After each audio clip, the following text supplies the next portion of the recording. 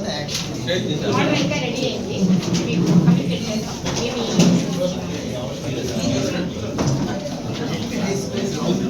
అది ఆర్టీఐ ఒకటి అడిగారు. ఆర్టీఐ ఇన్ఫర్మేషన్ ఏదో అది హైకోర్టులో జరుగుతుంది కాబట్టి మీకు ఒక ఒపీనియన్ అది కూడా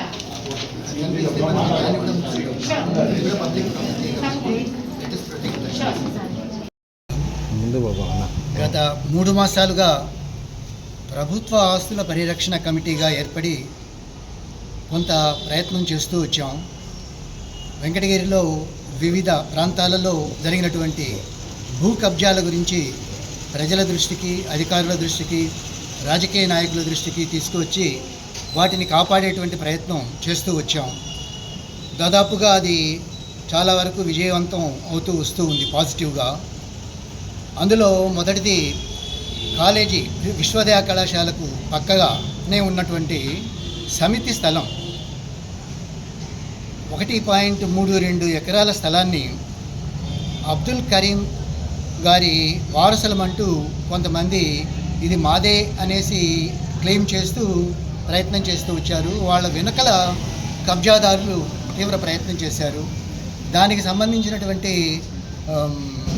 విషయాలన్నీ కూడా మేము వెలుగులోకి తేవడం జరిగింది. వాస్తవంగా అది 1965లోనే అబ్దుల్ కరీం గారి దగ్గర నుండి ఆ రోజు బీడీఓగా ఉన్నటువంటి సమితి డెవలప్మెంట్ ఆఫీసర్గా ఉన్నటువంటి వాళ్ళు కొనుగోలు చేసినట్టుగా డాక్యుమెంట్ ఉంది పక్కాగా. అది డాక్యుమెంట్ తీసి రెవెన్యూ అధికారులకు కూడా ఇవ్వడం జరిగింది. ఇక్కడ ఓ రకమైనటువంటి తమాషా ఏంటంటే ప్రభుత్వ ఆస్తులకు సంబంధించి, ప్రభుత్వ భూములకు సంబంధించినటువంటి రికార్డ్ అంతా కూడా ప్రభుత్వం దగ్గర ఉండాలి. అట్లాంటిది ప్రభుత్వాధికారులు మమ్మల్ని అంటే సూచించేదానికి, వెలుగులోకి తెచ్చేదానికి ప్రయత్నించేటువంటి ఈ కమిటీ మెంబర్స్ని ఆ డాక్యుమెంట్స్ అడగడం అనేటువంటిది నిజంగా కొంత ఆశ్చర్యకరం.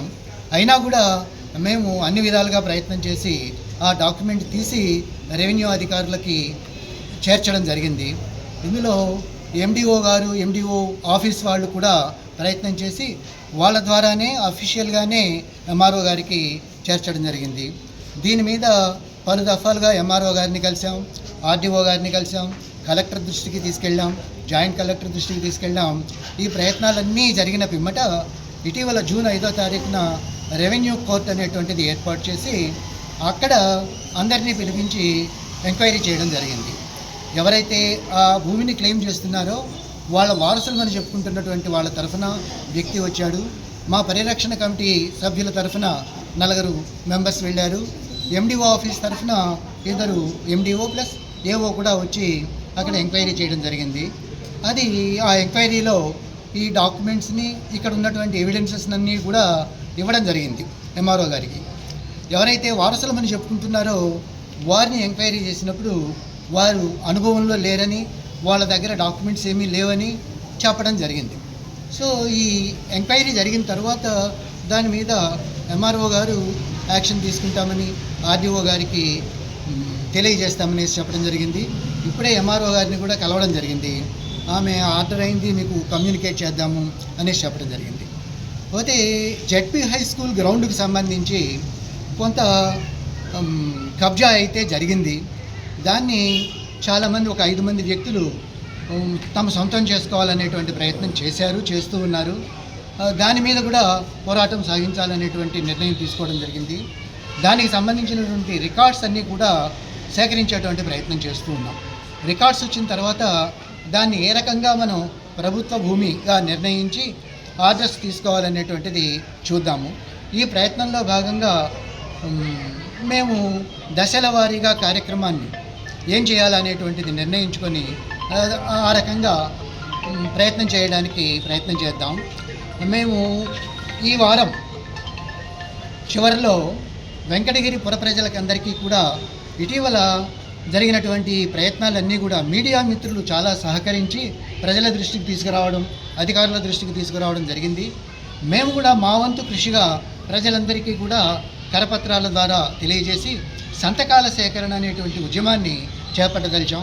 సుమారుగా వెంకటగిరి ప్రజలందరికీ కూడా తెలియజేసి ఓ 20-30 వేల మంది సంతకాలను సేకరించి దాన్ని అధికారుల దృష్టికి తీసుకెళ్లడం అనేటువంటిది చేస్తాము. ఈ సందర్భంగా మేము చెప్పదలుచుకున్నది ఏంటంటే, ప్రజల ఆస్తి ప్రభుత్వ భూమి అంటే అది అందరికీ సంబంధించిన ఆస్తి. ప్రభుత్వ భూమి ప్రజలకు దక్కాలని కోరుకుంటున్నామే తప్ప మేము ఏ రోజు కూడా ఇది మాది అని కానీ, మేము వ్యక్తిగతంగా దీనికి సంబంధించిందని కానీ ఎప్పుడూ చెప్పలేదు. మేము మొదటి నుంచి కూడా అది సమంజసం కూడా కాదు. ఎందుకు చెప్తున్నానంటే, గతంలో వారసులమని చెప్తున్నటువంటి వాళ్ళు మీడియా సమావేశం చెప్పినప్పుడు ఇది కొంతమంది తమదే అనేసి క్లెయిమ్ చేస్తున్నారని చెప్పడం జరిగింది.